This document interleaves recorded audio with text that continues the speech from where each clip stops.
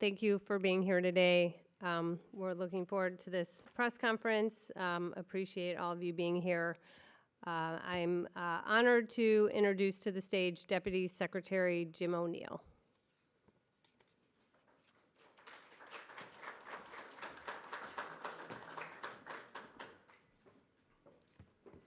Thank you, Stephanie. HHS is honored to host today our friends in the Department of Justice. We look forward to collaborating with you over the next 4 years to make America healthy again. We're also honored to welcome Senator Mullen, who has been a wonderful friend of this department from the Health Committee. I've had the pleasure of working with many people on the frontier of innovation. Innovation in healthcare, innovation in government, innovation in business, working to make things better. But not all innovation is positive. Dark innovations in chemistry have exacerbated the addiction crisis in this country. Synthetic opioids like carfentanil, and the substance we're here to take action on today, 7-hydroxymetragenine. 7-OH carries a high risk of addiction on purpose. It is a powerful opioid agonist, many times more potent than morphine. We've seen a disturbing rise in reports of overdoses, poisonings, and emergency room visits linked to products containing 7-OH. These substances are often sold online or in convenience stores with no quality control, no dosage control, and no warnings. This is a recipe for public health disaster. Young people, veterans, and people who suffer from chronic pain or addiction are being misled into thinking that these are safe alternatives. They're not. Here at HHS, we're committed to gold standard science, safety, and compassion. We know people are looking for relief, but that relief must be grounded in reality. We owe it to the American people to act decisively, and that's what we're doing today, initiating a process to schedule 7-OH as an illicit substance.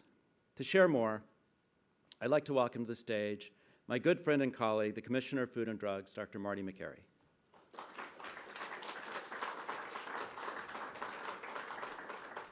Thank you, Deputy Secretary O'Neill. It's great to be here. 7-OH is not just like an opioid. It does not just have opioid binding properties. 7-OH binds to the mu receptor, which means scientifically, by definition, it is an opioid. And yet it is sold in vape stores, in smoke shops, in convenience stores, and gas stations that are popping up all over the United States, and nobody knows what it is. It is a synthetic concentrated byproduct of kratom. Our focus is not on kratom. Our focus is on 7-OH, which, according to the Journal of Medical Chemistry, is 13 times more potent than morphine. We have a history in public health of being asleep at the wheel. 30 years after cigarettes were widely used, then we started raising public health concerns. After heroin, crack, cocaine, and other street drugs became popular, about 10 years later, the medical establishment and public health community responded. 18 years after the approval of OxyContin by the FDA, we woke up to a terrible crisis that may have killed almost 1 million Americans. And then again, right afterwards, with fentanyl. We have a history of being asleep at the wheel. For the sake of our nation's children, let's not get caught flat-footed again. Public health is supposed to prevent disasters, not just clean them up after they killed thousands and thousands of people. Why do we get caught flat-footed time and time again? In my opinion, it's because of a disconnect between the ivory towers and the streets. Have experts been to the vape stores? It affects what we see in the operating room. I learned from living and working in inner-city Baltimore that you have to be proximate to a problem to understand it. We can't just talk about it on panels at medical conferences and in the ivory towers of the medical establishment. I saw on the streets of Baltimore how some of my patients that I would bump into switched from the prescription opioid that I would prescribe to heroin because they couldn't afford the copay. I've been surprised going to these vape stores at what I'm seeing. First of all, roughly 85% of the vape products are illegal vape products. We know that because the FDA publishes a list of legal vape products, and no cutesy, fruity flavor designed to appeal to children or a video game vape product device is legal or approved by the FDA. I've been surprised that the candies and gummies and drinks and ice cream cones. Here's one drink with 7-OH in it. There are other products that get added to drinks. Do we understand what 7-OH is at public health scale? Let's not get caught flat-footed again. We're not targeting the kratom leaf or ground-up kratom. We are targeting the concentrated synthetic byproduct that is an opioid. The Trump administration is deeply committed to preventing another wave of the opioid epidemic. And this is deeply personal for many people. It's deeply personal for the Secretary of Health and Human Services, who will share how at a young age he struggled with addiction. It's personal for a family friend, a good family with a good kid who is addicted, knows they're addicted, wants to stop their addiction, but can't stop. That story is going on all across the United States, and we don't have research or numbers or statistics on the scale of that problem. Let's not allow another wave of the opioid epidemic to catch us blindsided again. I've met some of these families. Let's be honest, there's also a lot we don't know. This may be the calm before the storm. It may be the tip of the iceberg, but let's be aggressive and proactive. Today, the FDA is announcing that we are initiating action to recommend scheduling of 7-OH as a controlled substance by the DEA. We are also releasing a report on 7-OH to educate the public, including the other names it goes by. And finally, we need to educate the public, including the medical community. I've talked to many doctors who don't know what 7-OH is. We need to be proactive so we don't get caught blindsided again. Thank you very much.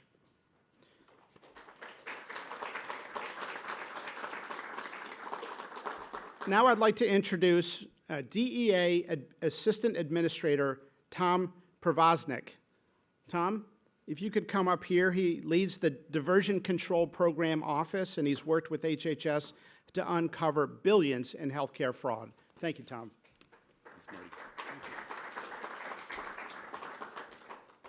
Good morning, and thank you all for being here. Let me start by saying DEA's mission is to protect the public health and safety, period. That means taking action when dangerous, unregulated substances threaten American lives. DEA just received the Department of Health and Human Services formal recommendation for 7-hydroxide mitragynine, and now that we have it, we'll review it expeditiously, thoroughly, and in accordance with the law. We don't play politics with science, and we don't cut corners when it comes to public safety. DEA is the agency charged with making the final scheduling decisions under the Controlled Substances Act. But we don't act alone. We rely on HHS and the FDA to conduct rigorous, science-based evaluations, including the 8-factor analysis that considers abuse potential, medical use, and public health risks. DEA will now begin the legal rulemaking process, which includes an opportunity for the public to comment before any final scheduling decision is made. That means full transparency, and all voices will be heard.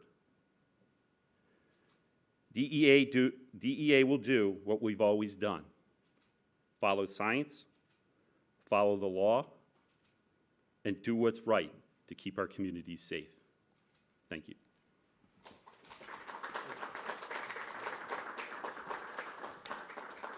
Thank you, Tom.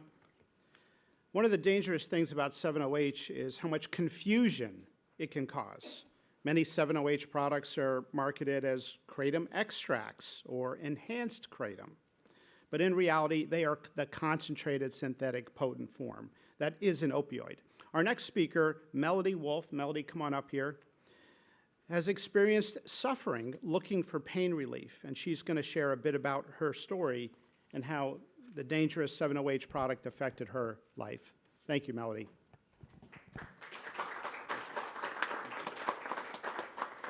So very good to be here today. My name is Melody Wolf, and I'm from Kalamazoo, Michigan.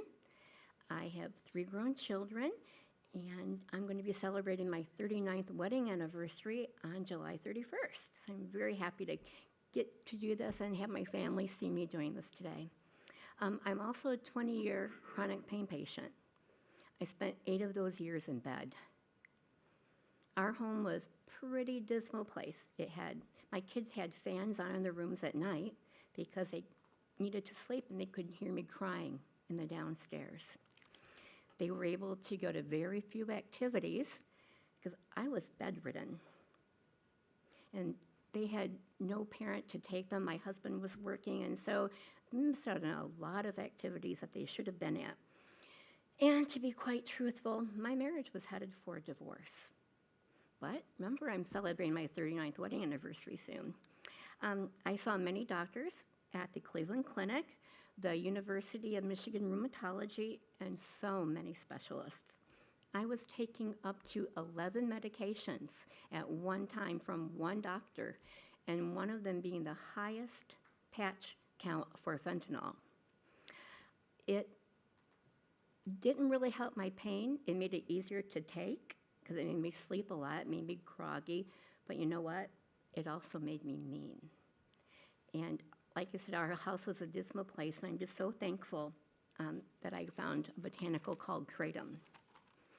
And right away, my life improved. I was out of bed, I was doing activities with my kids, and I lost a lot of weight too. Being in bed for 8 years, it affects your health very negatively. So I got my life back. I've taken tent camping trips to both eclipses, and things just turned around for my family. And in 2022, during COVID time, my daughter and son-in-law lost their childcare. I got a call, "Mom, would you like to come move in with us for the year?" I said yes immediately. "Don't you have to ask Dad?" "No." So it was very, very thrilling for me to get to spend the entire year with my granddaughter.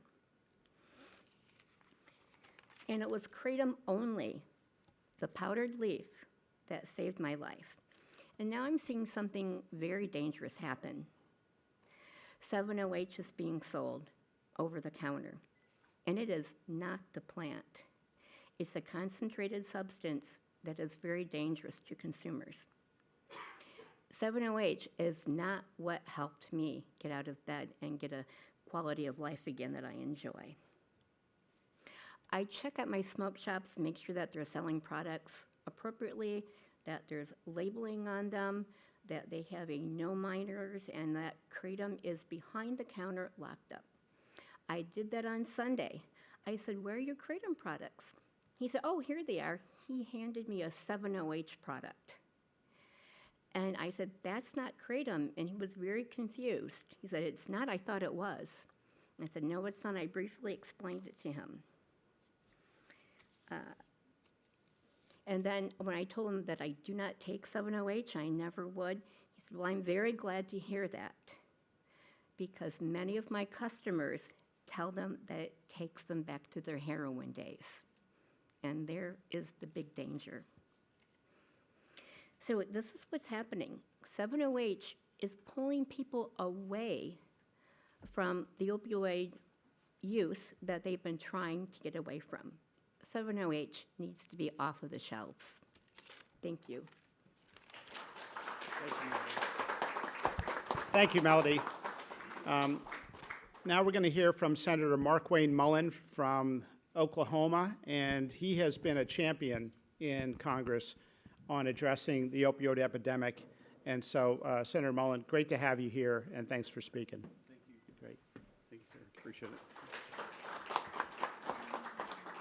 You know, we all get involved in issues for purposes of either passion or personal experiences. And with the opioid crisis or the drug epidemic we've had throughout the country, it's affected almost all of us, either directly or indirectly. For us, my wife and I, it's affected us directly. You know, unfortunately, we have family members that we love and we want to take care of. And if you've ever dealt with a family member that is struggling with drug use and you're the caregiver of that individual, they go missing for days. And you're worried about your phone ringing. You're afraid to be away from your phone. The phone rings at 2 o'clock in the morning, you pick it up because you're afraid to hear what you're worried about 24/7 is they found him dead. And typically it's, hey, I got arrested, I got in a fight, I'm in trouble, got stabbed, can you come get me? And the list goes on. And I could give you horror stories of all the phone calls that my wife and I received over the last 20 years. And then when someone goes and they go to rehab and you get out, and because my Lord, we've been to every rehab center you can imagine, and I'm sure some of you guys have experienced the same thing. And they're clean, they're doing better, and they find out they can go to a gas station or a vape shop or a skate shop or a bike shop, and they can find something that's legal for them to take that gives them the same high, and they can still pass drug tests even though they're on probation, and yet it's a road to the same addiction. And you see the pattern, you see it in their face, you see it in their eyes, you see it in their words, you see it in their behavior, and you're going, oh my gosh, here we go again. And you go get them drug tests and they're passing, you're going, what is going on? How can they pass this? What are you doing? I'm not doing anything. I'm not doing anything illegal. But you can read it because you've been with that loved one so long, you see it. And you're helpless. And once again, you know where the road is headed. And then honestly, those of our family members that we've struggled with addiction, when they actually get put in prison, it's probably the first night you actually sleep well. Because you know where they're at. You know you're not going to get that phone call. You don't like it, but you can breathe for the first time. And in our case, the person gets out after years in prison, and they find it in a drugstore again. And these individuals that are selling it know what they're doing. They know the individuals they're targeting. They know the loophole and selling it as a dietary substance. Well, they probably do lose weight, but not for the purpose that we would like them to. And now that industry has grown from nothing to over a $9 billion industry. More than even opioids that are selling on the street, which is at $5 billion a day. Because they justify it. It's legal. But it's an addiction that's ruining lives.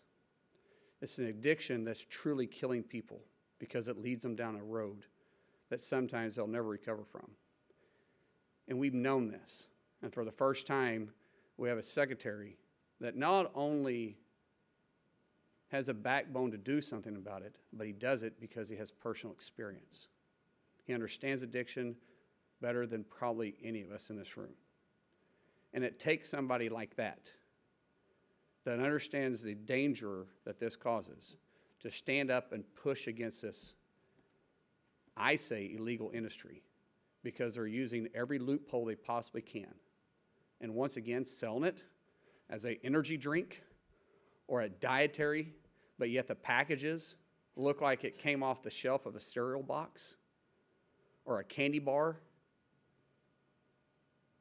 or one of their favorite Mountain Dew drinks.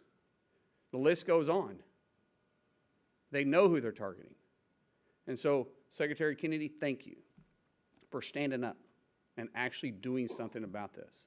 Because this isn't anything new. This has been around for years. But without your leadership, this would never happen. So, from my family, and every single family that has dealt with this. God bless you, and thank you.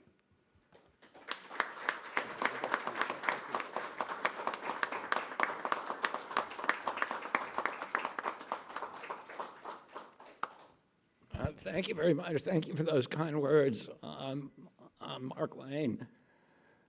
Thank you to Jim O'Neill, to Tom Brzoznik, to Marty McCary, and to Wendy as well. Thank you for that, for sharing your story. I spent 14 years a heroin addict, and I've been 43 years in recovery. And so I spent a lot of time talking about addiction and reading about it. And typically in most societies, you have about 10% of the population that suffers from addiction. But when there's availability, that can become a crisis. And you can have, for example, in Yemen, virtually 100% of the adult population is addicted to khat, because it's available on every corner. And my addiction started because of, let me say this, it was precipitated by availability. In April of 1968, 3 months before my dad died, the French Connection, the biggest heroin bust in history, heroin recovery, happened all together. They got out of one automobile 200 pounds of heroin, pure heroin, and they ended up getting, I think, about 1,600 pounds over time. That heroin was then stolen from the evidence locker room in the Manhattan DA's office, and it was distributed on the streets of New York.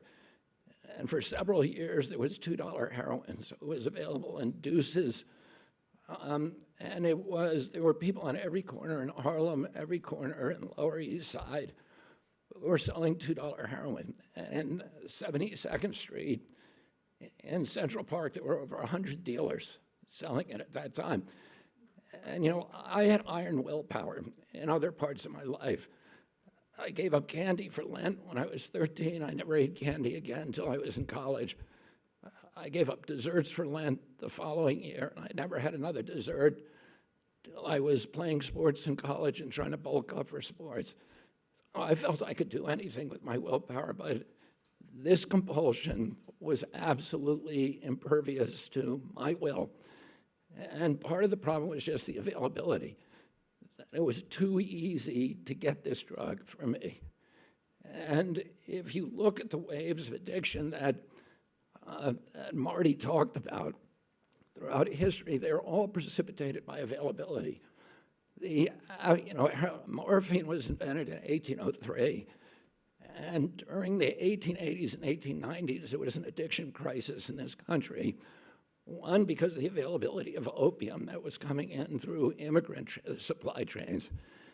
And the other was there was a lot of Civil War veterans who had become addicted, and it was widely available. Cocaine was available in medicinal drinks and in popular drinks like Coca-Cola. And Congress, in response to that crisis, made heroin and cocaine illegal in 1914. And we had a break from it for many, many years. And then the drug culture began in the 1960s, where it was psychedelics, et cetera. But the real addiction crisis began after 1969, when that heroin became available. And you got a whole generation that was hooked on that. And then in 1970, Congress again acted to criminalize heroin possession. And we got a little bit of freedom until the 1980s, when there was the drug cartels in Mexico and elsewhere developed supply lanes through the Bahamas and Mexico that the DEA was not ready for at that time. There were huge surpluses of cocaine in our country, and the drug dealers figured out a way to market it very cheaply through a new form of cocaine called crack. And throughout the 80s and 90s, we had the crack crisis in our country because of the availability. And then in 2000, we had the oxycodone crisis because suddenly opiate pills were available partly because of the agency capture at FDA that Marty is now dismantling. And with that, FDA's action abetted that crisis. And so when we have that availability, it turns into a national crisis. And we're still losing 80,000 kids a year. 3 years ago, we lost 106,000 kids to addiction. That's double the number of children that died, of American kids who died during the 20-year Vietnam War. It's 2 Vietnam Wars worth of casualties a year from this crisis. And as Mark Wayne said, all of us are touched. President Trump is touched. His family also suffered from addiction. My family, I lost a brother to this disease. I lost a niece during COVID, a niece who I raised in my house, who was like a daughter to me. I lost another niece to injuries, who's now a quadriplegic because of this disease. But all of our families are touched, every American family. The financial cost to our country is in the trillions, and what we're determined to do is to avert a 4th wave of addiction.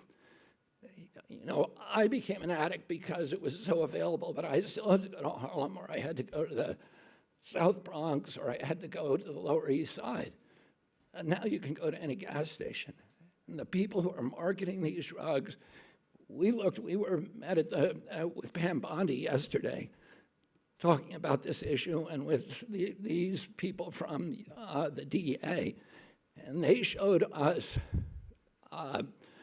maps of the places where the vape shops and the smoke shops where this stuff is being sold, and they're around military reservations in our country, and there's, you know, the DEA has done measurements of urine in our troops, and they're skyrocket.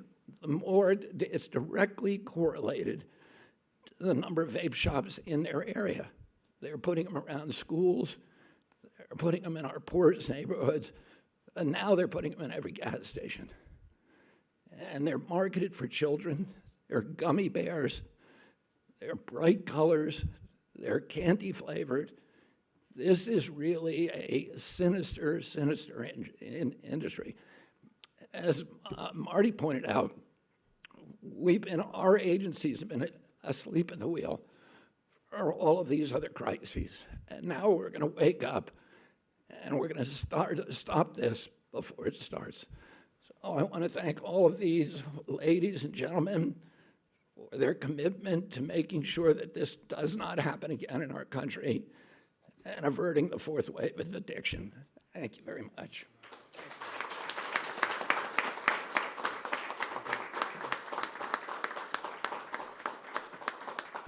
Thank you, Secretary Kennedy. We're now going to take questions from the press.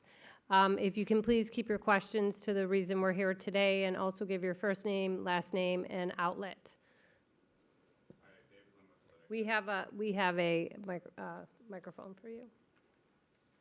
David Lim with Politico. Thanks for taking my question.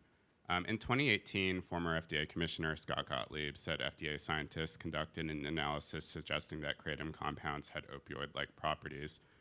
And he said that there is, quote, no evidence to indicate kratom is safe or effective for any medical use. I know the FDA's warning letters and the actions today are concentrated on concentrated 7-OH products, but does the government today believe kratom itself is safe to consume? And then secondly, the DEA previously attempted to temporarily schedule 7-OH in 2016 before backing off after receiving public blowback. Is the Trump administration prepared to finalize the scheduling process, even if it receives similar concern now? So first of all, we're not prepared to say anything is 100% safe, especially when it has psychoactive properties. But what we are saying is that our focus is on synthetic concentrated kratom. And you point out a good point, and that is that if we talk about all 7-OH, then we're not distinguishing to the public the risk stratification of the synthetic concentrated from the trace amounts of 7-OH that naturally appear in the kratom leaf and have for centuries and have been used in teas and other things. So our scheduling recommendation will delineate trace amounts from synthetic concentrated amounts? Great question. Thank you.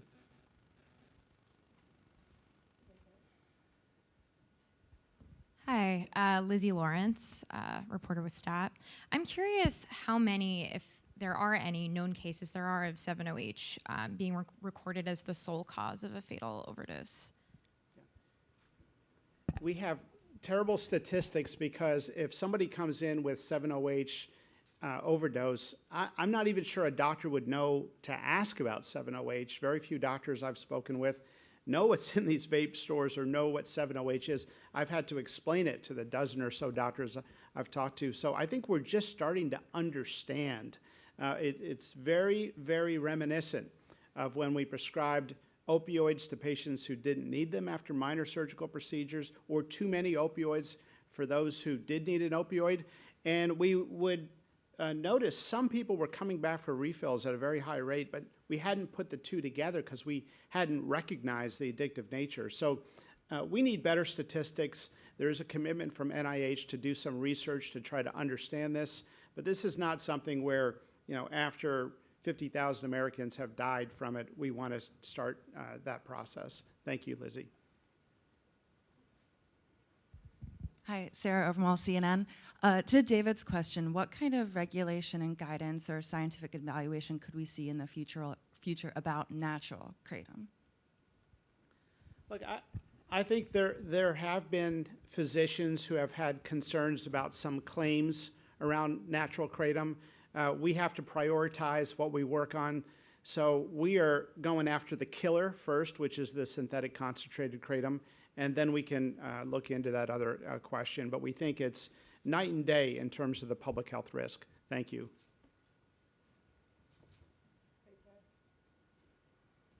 Hey, thank you.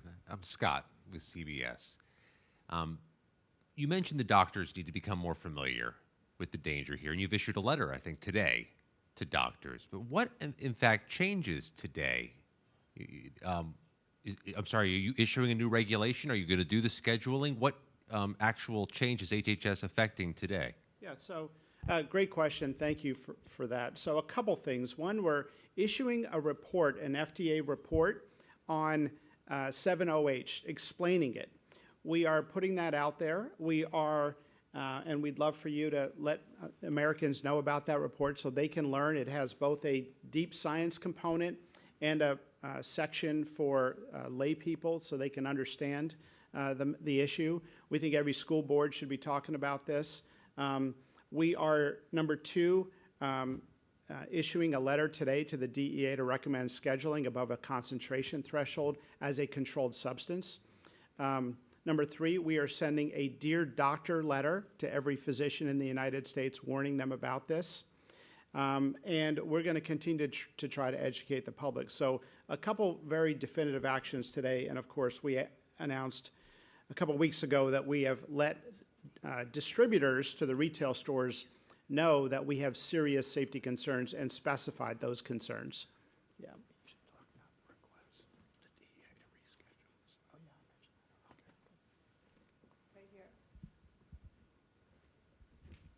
Hi, Margaret Manta with Notice. You said that you're thinking about this in terms of concentration, where it's like trace amounts of 7-OH and kratom versus, the much more concentrated product. Is this a framework that you think the FDA could use for other dietary supplements? I think it's a good idea. Thank you for suggesting it. We do something called an 8-factor analysis. So our scientific team and the scientific team at the DEA independently try to evaluate, is there a threshold? And they look at animal studies and a whole bunch of other criteria to look at dependence and addictive thresholds. So we have a threshold that is calculated in 2 different mathematical ways to try to distinguish what we're talking about with concentrated kratom from the trace amounts that appear in the kratom leaf. Thank you.